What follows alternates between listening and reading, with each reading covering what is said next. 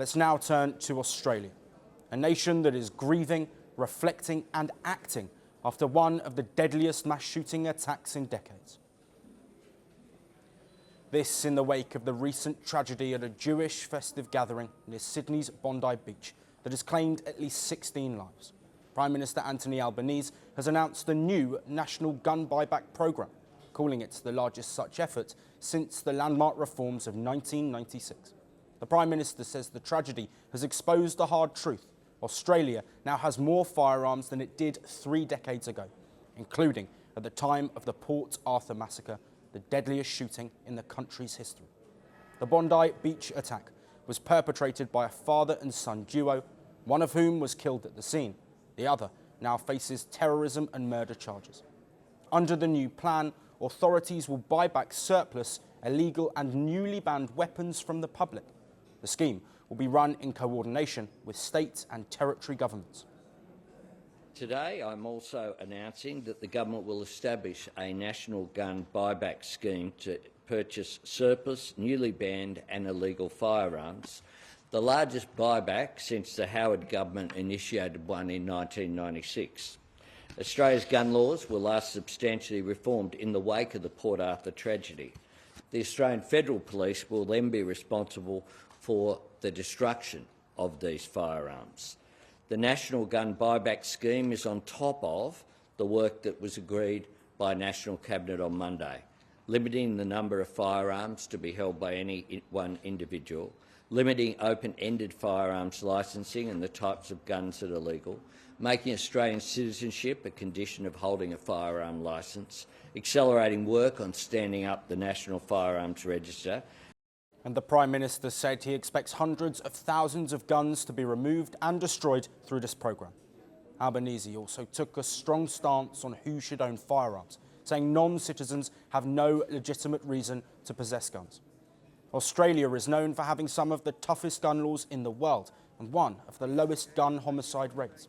However, the Bondi Beach attack has exposed the need for tighter enforcement that could safeguard Australians. Albanese said the Bondi Beach attack was motivated by anti-Semitism and inspired by ISIS ideology, adding that his government is determined to eradicate anti-Semitism and hate-driven violence from Australian society. The National Security Committee has agreed that changes will include the following 5 points. Agreed changes will include 1. Aggravated hate speech offence for preachers and leaders who promote violence. Secondly, increased penalties for hate speech promoting violence. Thirdly, making hate an aggravating factor in sentencing crimes for online threats and harassment. Fourthly, developing a regime for listing organisations whose leaders engage in hate speech promoting violence or racial hatred. And fifthly, developing a narrow federal offence for serious vilification based on race and/or advocating racial supremacy. Under the proposed changes, penalties for hate-related offences would be toughened. Judges would be given clear powers to treat hatred as an aggravating factor when sentencing cases involving online threats and harassment. The government also plans to expand its ability to refuse or cancel visas for people who spread hate or division or who are assessed as likely to do so if allowed to enter Australia. Authorities will also identify and target organisations whose leaders promote hate speech or racial violence and intervene to take action before harm occurs. Prime Minister Albanese has also declared Sunday, December the 21st, a national day of reflection to honour the Bondi Beach attack victims and to stand in solidarity with Australia's Jewish community.